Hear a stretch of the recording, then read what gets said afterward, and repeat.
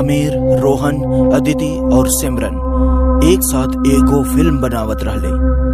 चारों साथ में एगो मीडिया कंपनी में काम करत रहले और चारों में गहरी दोस्ती रहली। हमनी के डायरेक्टर के एगो नई लव स्टोरी चाहिए।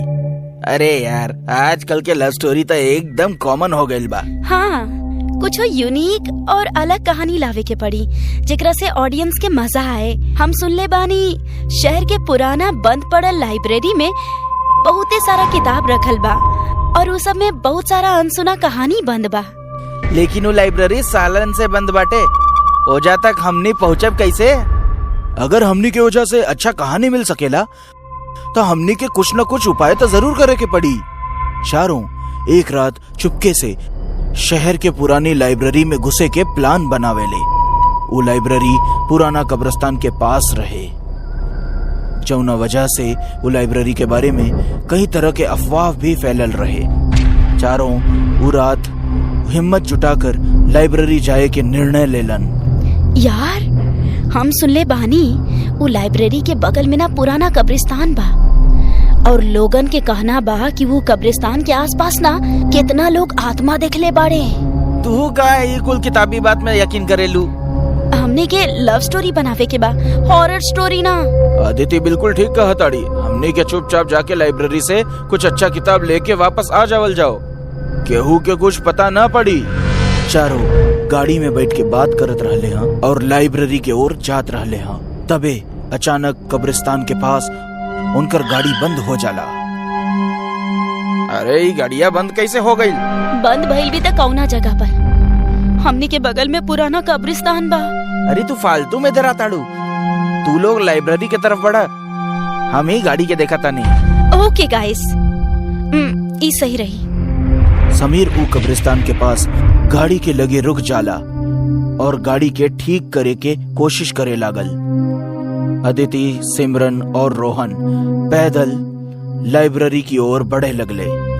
लाइब्रेरी के पास पहुंचते ही ओझा अचानक से वो तीनों के सामने एगो पागल सा दिखाए वाला व्यक्ति आ जाला, जेकर बड़ा बड़ा दाढ़ी और बाल होखेले और ऊ फटा पुराना कपड़ा पहनने रहले। ओकरा देख के ऐसा लागत रहल ह जैसे ऊ कई सालन से नहले नहीं खे रहल। ओझा के जा जाता तू लोग, ओझा जिन जा लोग, ओझा मौत बा। वो आदमी के देख के तीनों डरा जाले। पागल व्यक्ति ऊ तीनों के आसपास अजीब सा उछरत कूदत घूमे लागल। के बाड़ा तू, हट जा हमनी के रास्ता से। मौत के साया बा, जे के हुबे एजा आई ऊ एजा से लौट के ना जाई। हमरा के बहुते डर लग रहल बा। तुम चिंता जानी करा, हम कुछ करता नहीं। रोहन ओझा पड़ल एक लाठी से ऊ पागल आदमी के मार के भगावे के कोशिश करे लागल। ऊ व्यक्ति ऊ तीनों के देख के पगलन के तरह हंसत की ओझा से चल गई। तू तीनों के जाए के समय आ गइल बा।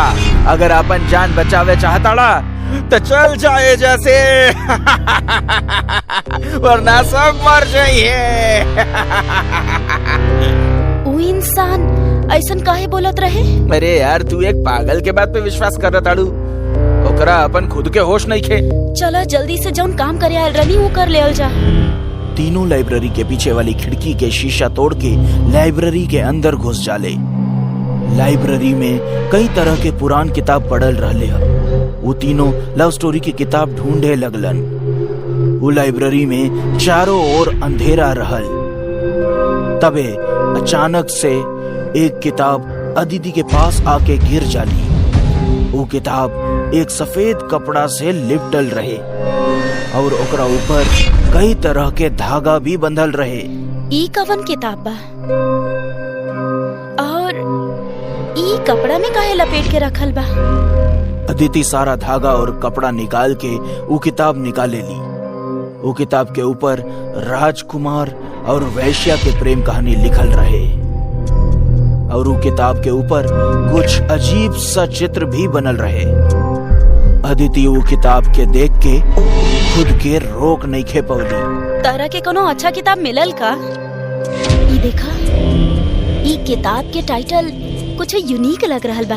और तो और ए पर बहुते अजीब चित्रकारी भी कइल गइल बा। देखा, ठीक बा, हमने एकरा ना बैग में रख लेता नहीं, वो हमनी बाद में पढ़ ले। अब ई किताब के हम अपन पास रख लेता नहीं।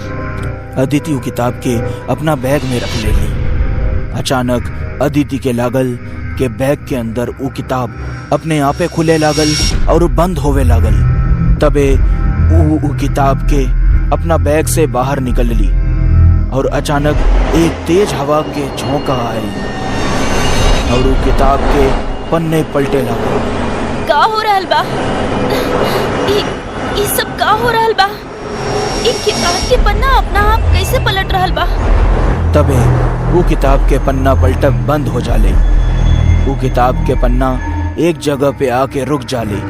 वो पन्ना पे राजकुमार और ओकरा पैर के पास बैठल लड़की के तस्वीर रहल ह, जेकर कपड़ा से वो एक वैश्या दिखात रहली ह। अदिति वो पन्ना के पढ़े लगली। राजकुमार और वैश्या के प्रेम कहानी। ओह, ऐसन कहानी तो धूम मचा दी। जैसे ही अदिति वो पन्ना के पढ़े लगली, ओकर होश उड़ गईल। वो डरा के वो किताब के फेंक देली।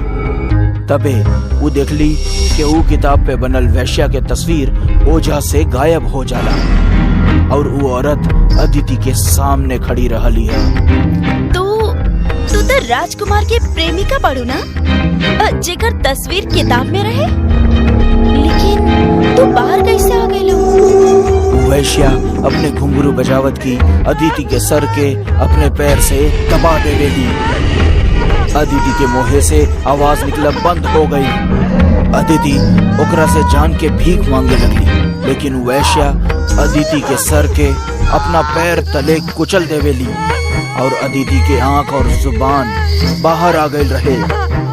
ओकरा नाक से खून बहे लागल और वहीं पे ओकर मृत्यु हो गई। वैश्या अपन बाल बांध के ओझा से गायब हो गई। हमने के एजा से निकले के चाहिए। हमने सारा बुक्स इकट्ठा कर ले बानी, एमे जरूर कुछ न कुछ अच्छा मिल जाई। राहुल और सिमरन अदिति के ढूंढे लगले। सिमरन के नजर अदिति पर जाला। ओकरा देख के ऐसा लागत रहल ह माना जैसे वो बैठ के किताब पढ़त रहली है। अरे यार अदिति, चला, हमने के यहाँ से निकले के बा। तू यहाँ बैठ के किताब काहे पढ़ रहल बाड़ी? अदिति के कोनो जवाब ना मिलला पर सिमरन ओकरा पास जाली और ओकरा कंधा पर हाथ रखली। अदिति के लाश लुढ़क के गिर जाली। सिमरन अदिति के देख के डरा जाली और वो जोर से चीखे लगली। का भइल? काहे चिल्लावत ताड़ू? अदिति, अदिति, अदिति। रोहन अदिति के लाश देखकर हैरान हो जाला और वो सिमरन के हाथ पकड़ के ओझा से भागे लागल। तबे वो गलती से अपन पैर वो किताब के ऊपर रख देहलस। अदिति के ऐसा हालत के करे होई? ये देख के ऐसा लागता जैसे कोनो बुरा ताकत के काम होके।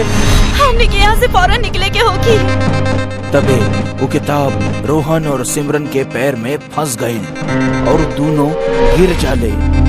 ई किताब यूं है किताब बा जे अदिति अपना पास रख ले रहली। रोहन और सिमरन वो किताब के देखे लगलन और देखते ही देखते किताब पे बनल वैश्या की तस्वीर अपना हाथ निकाल के रोहन के गला पकड़ ले ली। दोनों यह देख के डरा गए। अदिति रोहन के गला छुड़ावे के कोशिश करे लगली। तबे ओझा से वो वैश्या की तस्वीर गायब हो गई। तू ठीक तो बाड़ा ना? ये सब का हो रहल बा? ये जरूर शापित किताब बा। ये औरत की तस्वीर अचानक गायब कैसे हो गई? यही किताब अदिति के जान ले ले होगी। आप श्योर? तबे सिमरन और रोहन के ऊपर गाड़ी के हेडलाइट के रोशनी पड़ल। बाहर समीर गाड़ी लेके आ गई रहे। सिमरन और रोहन के बहरे बुलावत रहले हा। अरे यार तू लोग सब बहरे आए क्या? गाड़ी ठीक हो गई बा, चला एजा से निकले के बा। सिमरन और रोहन वो किताब के ओझा ही छोड़ के गाड़ी के ओर भागे लगले। वो दोनों जैसे लाइब्रेरी से बाहर निकले की कोशिश करलन, ओझा वो वैश्या आ गई और अपना पायल बजावे लगली हा। दोनों ही देख के डरा गईलन। के बाड़ू तू और हमनी के काहे मारा ताड़ू? हमनी तो तोहरा के चिन्हबो न करे नी। हमनी के छोड़ दा, हमनी के जाए दा, हमनी के छोड़ दा। तबे वो वैश्या सिमरन और रोहन के गला दबावे लगली और दोनों के हवा में उठा के कांच वाली खिड़की पे पटक देवेली। देखत देखत ऊ दोनों के मौत हो जाला। लाइब्रेरी के बाहर से समीर इकुल देखत रहल ह। समीर अपना हाथ में एगो ताबीज लेके लाइब्रेरी के अंदर घुस जाला। तू हमार कुछ न बिगाड़ पाइबू, हमरा पता रहल ही किताब खूनी बा, यही ले हम अपना दोस्तन के किताब लेवे खातिर भेज देनी। वैश्य समीर के छू भी नहीं खे पौली।